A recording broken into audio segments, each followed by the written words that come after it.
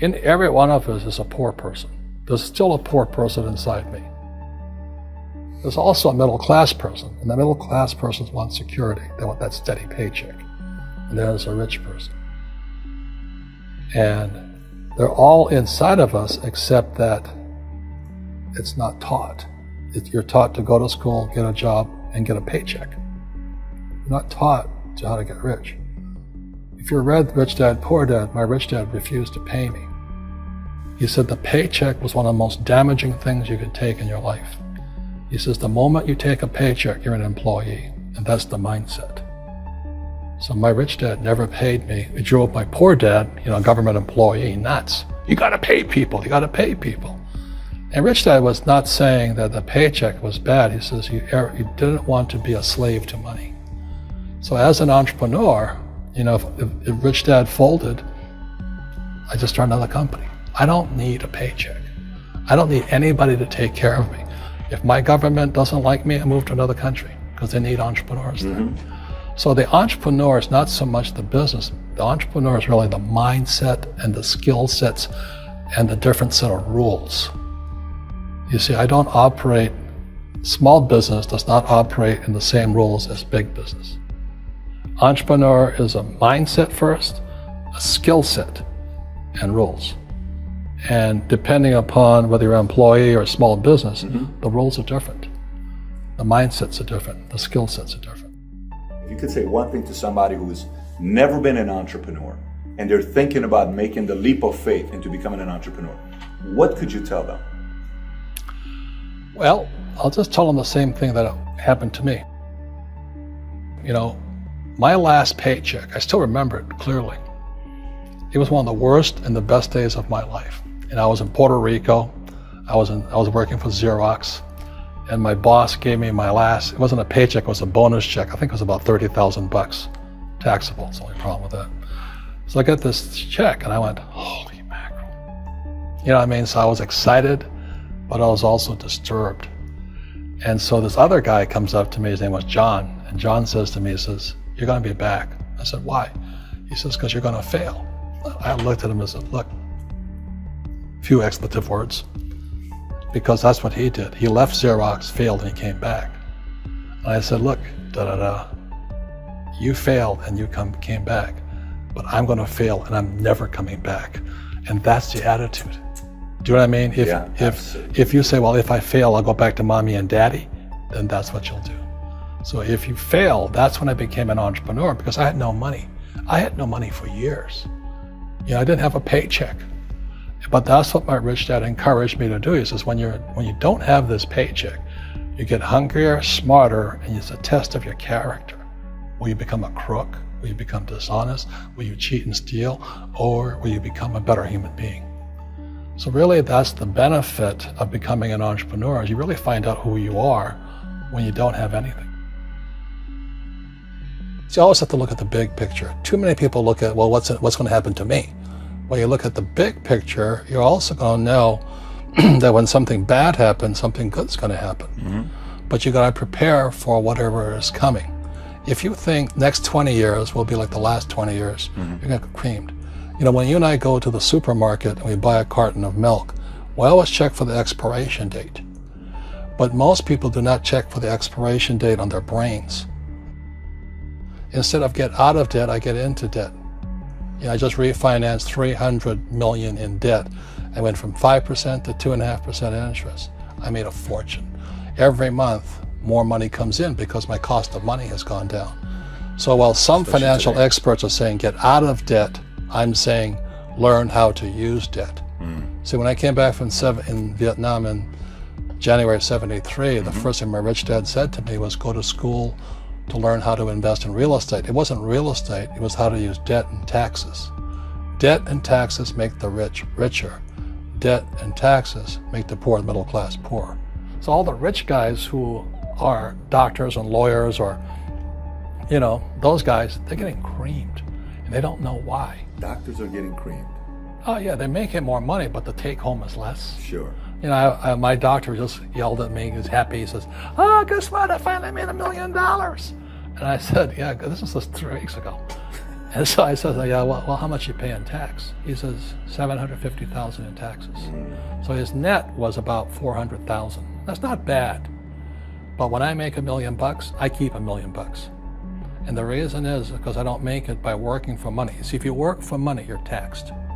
So that's why lesson number 1 in Rich Dad, Poor Dad is the rich don't work for money. What we do instead is we create businesses as entrepreneurs. We acquire real estate. I don't invest in the stock market. Okay? So the reason is because as entrepreneurs, I have more control over my income, how much I make, and how much I pay in taxes. And because I'm an entrepreneur as well as an investor in real estate, I pay 0 tax. So every time I make, let's say, $1 million as an entrepreneur, I immediately invested in real estate. I have a 4-to-1 step up. So I put $1 million in real estate, I get $4 million from the bank. That's why I love banks. But the banks are screwing everybody else, terrible, but it's good for me. That's why you say when you print, it's good for you, but when you print, it's bad for people that work for money. Because when you print, savers get creamed and people who work for money get creamed. When they print, debtors get rich.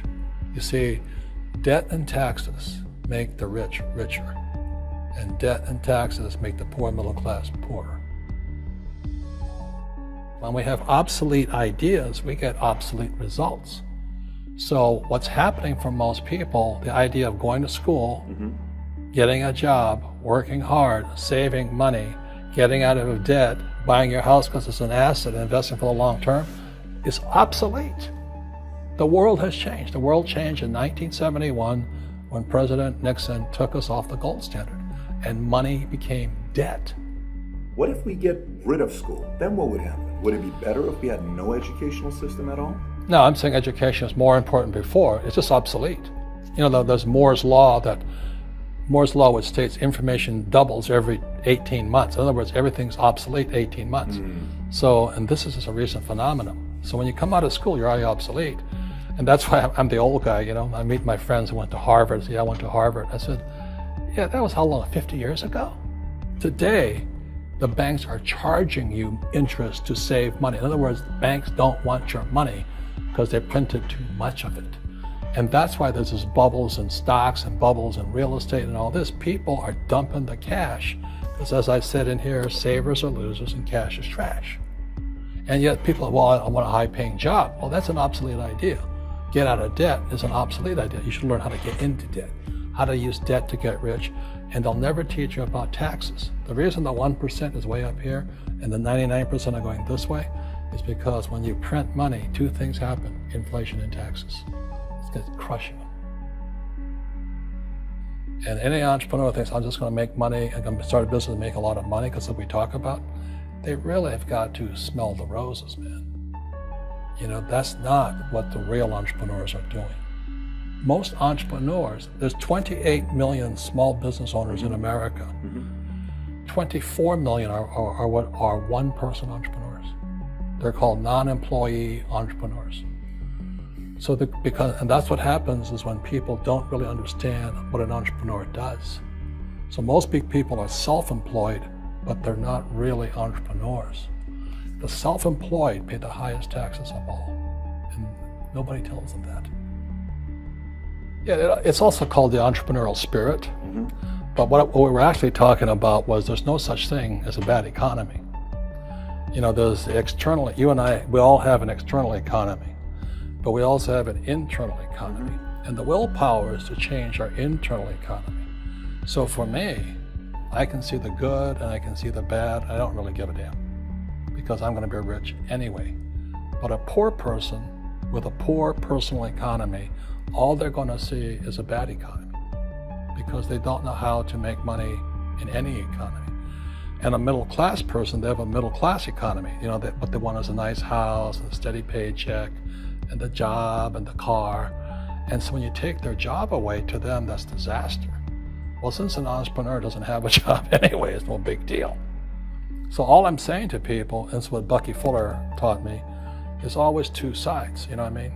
Unity is plural, at minimum 2. So if you think the economy is bad, it's because your economy is bad. If you think that steady, employment is important, then you'll see an economy without jobs. Your economy. Your economy versus the external economy. What you control versus what you can't control. I can control. Yeah, it's called Sure. an internal focus versus an external focus. So the real entrepreneur has an internal focus. That if they fall down, they say, "Oh, this is good, because I'm going to go up higher." You know, the average person will fall down and say, "Oh, I'm going to take some Prozac," or somebody has a mistake. Oh, the mistakes don't matter. Well, mistakes matter. It means you didn't know something. But a real entrepreneur, whether they fall down, they always can go up. They can stand back up and go higher. And no matter what happens to them, they get stronger and better and smarter and happier. But a person with a weak internal mindset is that they're so afraid of what happens, it generally happens. Like, you know, people who are afraid of losing their jobs, they generally lose their jobs. You know what I mean? Yeah, So so everything you can comes through you. Yeah, so the entrepreneur first job is to control inside here, not outside there. The moment you take that paycheck, you're an employee. You've got to be stronger than that. It's about inside control.